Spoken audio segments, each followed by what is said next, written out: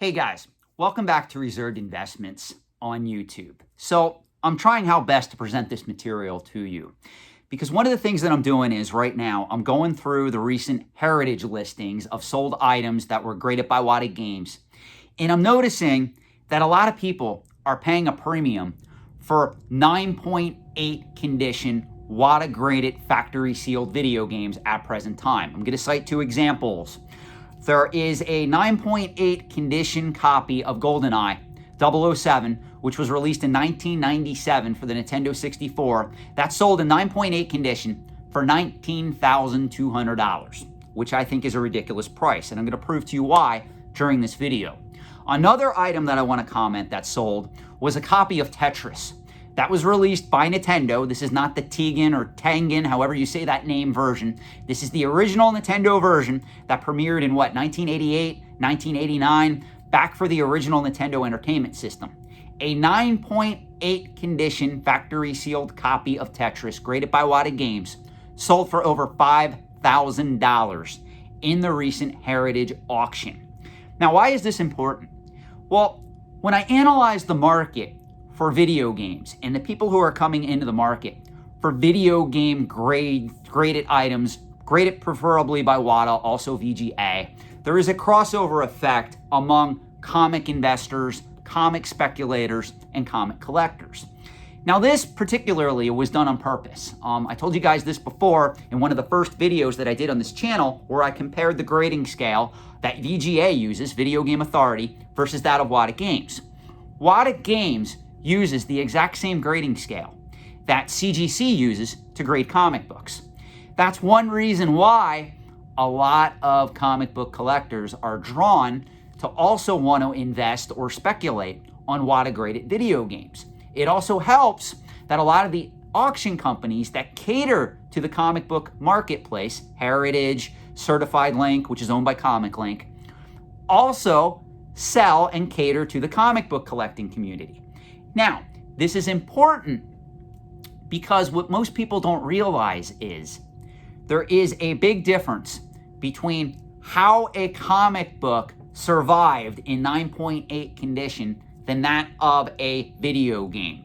So I'm going to go through a scenario here, and I just want you to bear with me because I know the outcome of this video is really unknown where I'm going with this, but there is a reason.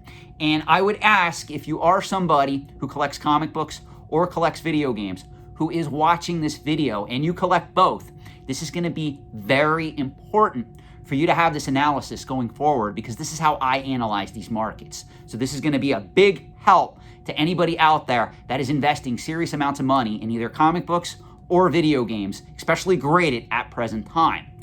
When a comic book was produced, and again, I consider the key investment grade era for comic books for anything produced before the year 1975. After 1975, there was already a massive speculative bubble brewing in comic books.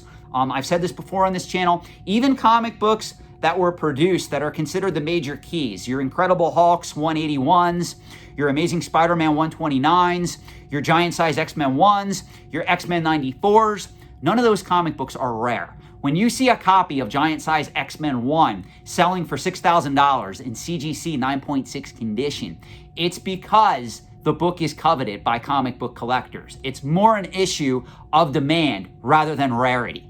A book, even in that grade, is not rare. If you come to me through my consulting business and you say, hey, Sean, I'm looking for a copy of Giant Size X-Men 1 in CGC 9.6 condition, I can literally call up 5 well-known comic dealers that I know and pretty much get you that book within 24 to 48 hours. It is not a rare book. Even an Incredible Hulk 181 in CGC 9.4, 9.6 condition is not rare.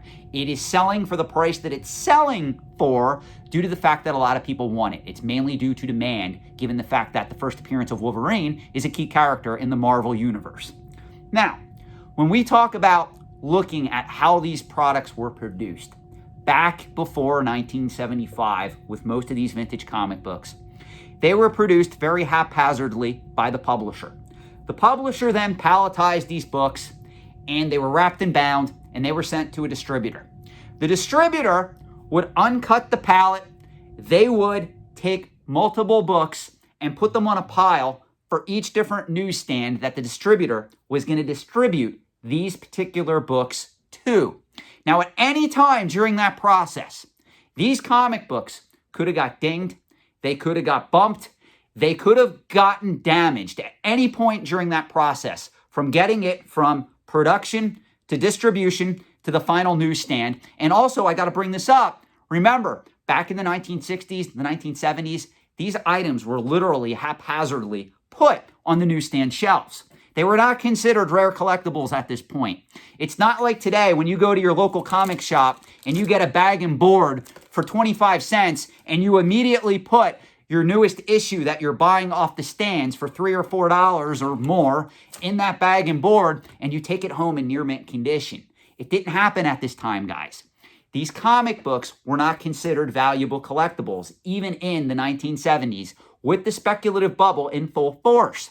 That's why a lot of these issues that were produced in mass, some of the keys that I mentioned, Giant Size X-Men 1, Amazing Spider-Man 129, exist in high quantities today. Well, ironically, here's the thing. A lot of those books did get damaged. That's why a copy of Incredible Hulk 181 in CGC 9.8 condition sells for close to $60,000 right now. That item can be considered a conditional rarity. If you need to know what a conditional rarity means, all is what it means is an item that is otherwise common, it can be in demand, that is selling for a premium due to the fact that the item is in superior condition. A 9.8 copy of Incredible Hulk 181, of Giant Size X-Men 1, of Amazing Spider-Man 129, even X-Men 94. If they're in 9.8 condition, they are considered conditional rarities. They are rare just solely based on the condition that they are in, because at any point during the production, during the distribution, during the final purchase at the newsstand, those items could have been damaged. Even when the collector pulled that item off the newsstand and took it home, there were no bags and boards created, guys, back in the 1970s. He had to store that comic in such a way that over the years, it would not get damaged. You gotta understand the amazing feat that so many of these books still exist in 9.2, 9.4, 9.6, and yes, even 9.8 condition today. A lot of these books were not warehouse finds. Some were, don't get me wrong. There's tons of books in the 1970s, even the late 1960s, that were warehouse finds, meaning they went from the publisher to the distributor and they were found in warehouses, palletized in near mint condition. Stacks of near mint books were found in excellent, massive quantities. If you want to look up, I think it's the Mile High collection, the Mile High 2 collection. That's an example of a warehouse find. That's what I'm talking about in this scenario. Now, let's talk about video games. There seems to be this misconception that 9.8 graded video games are somehow rare. And in some cases, don't get me wrong, if you have a copy of Panic Restaurant, if you have a copy of Little Samson in 9.8 condition, by all means, they can be considered at this point in time scarce, if not rare, for their condition and the fact that they're still factory sealed. However, when we look at a game like GoldenEye for the 007, for the Nintendo 64, or Tetris for the original Nintendo, you have to understand, when these games were produced, any Nintendo game, any Super Nintendo game, any Atari 2600 game, any video game, when they were produced, they were made entirely different than comic books. And this is what's causing a lot of confusion in the marketplace. When a video game was made, it was made in a sturdy cardboard box, wrapped in shrink wrap. Then that game was placed in a case. It was case packed in a cardboard sturdy box, where either there was 4, 5, in some cases 6 other games in that box that was then tape sealed, put on a pallet, shrink wrapped, and sent to the distributor. The distributor then cut open that pallet, kept the boxes sealed. Let me repeat this again. In most cases, that distributor kept those original boxes sealed and then divvied up these particular cases of games to separate retailers. So back in the 1990s, back in the 1980s, we're looking at Sears, Kmart, Toys R Us, Kitty City, KB toy stores, electronics boutique, Babbage's, software, etc. Did I make you all a little bit nostalgic? Those of you that are my age, or maybe a little older, maybe a little younger, guys remember some of those stores? Well, that's how they were sent to stores. So where am I going with this now that I'm 10 minutes into this video? When you guys see an item that's on Heritage and it's in 9.8 condition and it's a video game, one of the things that goes through my mind, and again, in certain instances, I'm proven right by this. If you go back and you watch my video on the wonderful Atari 2600 Spider-Man that went from $9,000 to literally $4,200 within 45 days, one of the things that I don't think people realize, when you see a game that's selling for like $19,000 that's in 9.8 condition, what it tells me is that item was most likely pulled from a factory sealed case. Well, unlike comic books, video games were packed in factory sealed cases. If you can't see where I'm going here, what I'm getting at is there's more than one game in that case. So chances are, if somebody has one copy of GoldenEye for the Nintendo 64 or Tetris for the original Nintendo that graded a 9.8 and is factory sealed, chances are, guys, they have more than one. So some of you guys that are going into this market, especially if you're coming from comic book grading, you need to understand that there's a difference on how these items were produced and brought to market. Because I understand that some of the thinking out there is, well, my Incredible Hulk 181 in 9.8 condition is exceedingly rare in that condition. So the chances of coming across another Incredible Hulk 181 in the wild that isn't graded yet are pretty slim.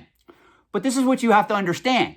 The chances of coming across another GoldenEye 007 for the Nintendo 64 that isn't graded yet, that's sitting in 9.8 condition, are very high. The markets have an inverse relationship. So all these people that are putting big money into graded video games that are coming from the comic marketplace, they're not analyzing the market properly. A 10-year-old educated on how these items are manufactured can come up to the same conclusions that I'm coming up with you now. I guarantee you, a lot of these items, and wink, wink, I do have some inside information on this, that are selling for a lot of crazy prices right now in 9.8 WATA condition are being pulled directly from factory sealed cases. So some of you guys want me to do a video on market manipulation. Well, we're 12 minutes into this video, and I can tell you right now, most people already shut the video off. Attention spans aren't that high. So I'm going to talk about this a little bit. A lot of people who have cases of this stuff that are selling into this market, they're not grading the whole case all at once. What they're doing is they're taking out one game, they're sending it to WATA, and they're going, oh, that came back in 9.8 condition? I'm going to consign it to Heritage Auctions, where as of right now, it's the finest known copy of that particular game in 9.8 condition. And some little Timmy or speculator or unsophisticated investor comes along with more money than brains and says, oh my gosh, there's a GoldenEye 007 in 9.8 condition, and it's the only known copy at present time. Or maybe there's only 2 or 3 out there. I'm going to pay $19,200 for that game because in 9.8 condition, the chances are slim that more are going to come to the market in that grade. Well, unfortunately, congratulations. This person just failed the test. In comic book collecting, that would be a proper mindset because of the way comic books are made. When it comes to video games that are case packed in a sturdy cardboard box, no less, that thinking is going to cost you tens of thousands of dollars, if not more, on the secondary market. That's why when everybody asks me what I think, I don't know if you guys remember this, and I know he does listen to some of my videos, there was a dentist that was spending an exorbitant amount in some of these games. He was going after the games, though, that he knew were in scarce quantities overall. He was not buying a $20,000 copy of GoldenEye for the GoldenEye 007 for the Nintendo 64 that came out literally 23 years ago just because simply it's in WATA Games 9.8 condition. Do you see the difference in mindsets? between a successful investor to that of a speculator. It's just like I did a video on the Atari 2600 Spider-Man, and there were people coming out of the woodwork ready to defend that guy, stating, well, Sean, we all take losses in the market. And I came back and I said, wait a minute. The person who was buying that game was not the investor. The investor was the person who was selling that item because he knows damn well that there's cases of this stuff out there. So all he has to do is carefully cut that case open, pull out one game, carefully pack it up, send it to WATA. It comes back 9.8. He probably paid less than $50 for that item. And in some cases, I'm going to be honest with you guys, I know what these cases used to sell for. Those Spider-Man games, at some point, they were available by the case for less than $100 a case. So that's how much profit that guy is making on that item. The little Timmy speculator that is paying $9,000, $4,000, $3,000, $2,000 for that game is going to lose his proverbial ass in the next 10 to 20 years, if not sooner. It is a fool's game. A lot of people coming into these markets have Ponzi dreams. Not Ponzi schemes, Ponzi dreams. They are thinking only how much money they can make, and they are not thinking about how these markets work and the risk and the amount of monetary risk they are taking on to play this game. I've said this before, 95% of you out there watching this video would be better off long-term in an S&P 500 index fund offered through Vanguard, Charles Schwab, Fidelity, T. Rowe Price, don't care the company, rather than attempting to play these markets. There's going to be blood in the water very soon as more and more items come in the graded video game marketplace overall. Thanks for watching. I value your feedback. If you're new to this channel, please consider subscribing. I do a lot of in-depth looks at a lot of these collecting markets that can help you, the collector, the speculator, or the serious investor. Thank you and good night.